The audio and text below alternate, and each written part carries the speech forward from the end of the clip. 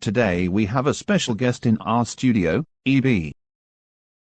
Mark Zuckerberg hosts Yuval Noah Harari for a frank conversation about some big challenges, as part of the Facebook CEO's series of public discussions about the future of technology in society.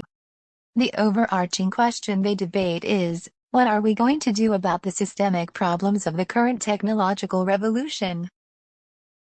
Yes, let's get some answers, guys. Yeah, I mean, if you look at the long span of history, then it's obvious that humanity is becoming more and more connected.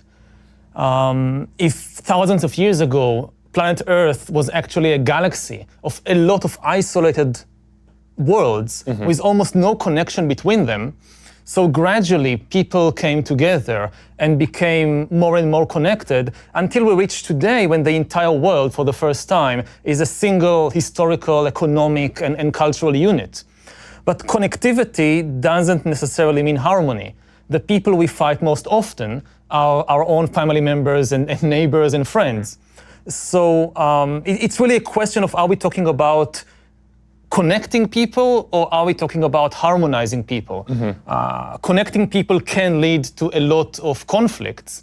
And when you look at the world today, you see this duality, for example, in the rise of walls, which we talked about earlier when we met, which for me is something that I just can't figure out what is happening, because you have all this new connecting technology and the internet and virtual realities and social networks. And then one of the top political issues becomes building walls. And not just cyber walls or firewalls, building stone walls. Like the most Stone Age technology is suddenly the most advanced.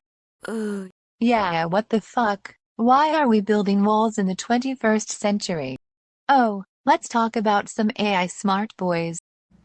Yeah, I agree that in the last few decades, it was the case that open democratic systems were better and more efficient. And this, again, one of my fears is that it might have made us a bit complacent, because we assume that this is kind of a law of nature, that distributed systems are always better and more efficient than centralized systems. And we grew up in a world in which there was kind of this, to do the good thing morally was also to do the efficient thing economically and politically. And a lot of countries liberalized their economy, their society, their politics over the last 50 years, more because they were convinced of the efficiency argument than of the deep moral argument. And what happens if efficiency and morality suddenly split? Which have happened before in history. I mean, the last 50 years are not representative of the whole of history. We had many cases before in human history in which repressive, centralized systems were more efficient, and therefore you got these repressive empires. And there is no law of nature which says that this cannot happen again. And again, my fear is that the new technology might tilt that balance. And just by making central data processing far more efficient, it could give a boost to totalitarian regimes.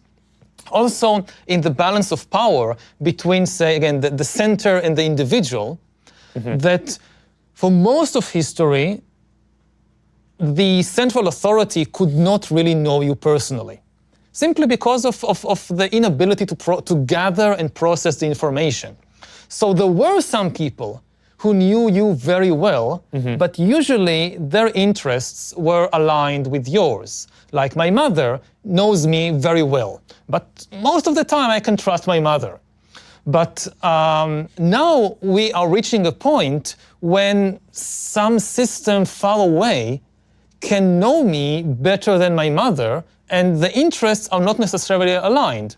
Now, yes, we can use that also for good, but what I'm pointing out, that this is a kind of power that never existed before, and it could empower totalitarian and authoritarian regimes to do things that was simply technically impossible until today.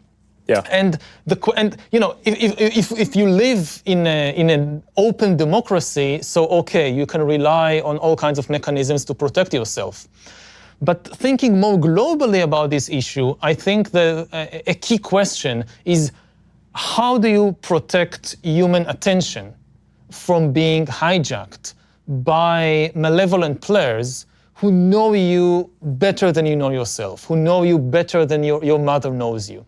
And this is a question that we never had to face before, because we never had, usually the malevolent players just didn't know me very well. I like that Yuval guy. Smart ass. Dip.